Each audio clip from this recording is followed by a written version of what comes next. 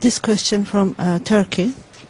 Can a Muslim state cut off the water supply from its river sources to its neighboring Muslim countries during this time of crisis or war declared by the enemy country?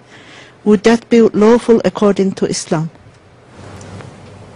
Do you have a particular situation in mind, or any particular Muslim country which might have done this? So this question is from Turkey. It's not my question. Someone sent it. It's definitely wrong and against Islam.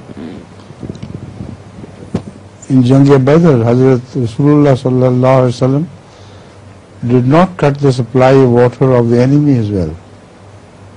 While it was a very serious time for Islam, and it was a real danger they were facing of extinction, yet Rasulullah sallallahu alaihi wasallam permitted them to take water from the source of water which was under the command of the Muslims.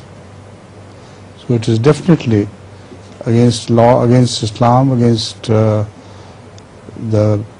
practice of Muhammad sallallahu alaihi wasallam at the time of danger.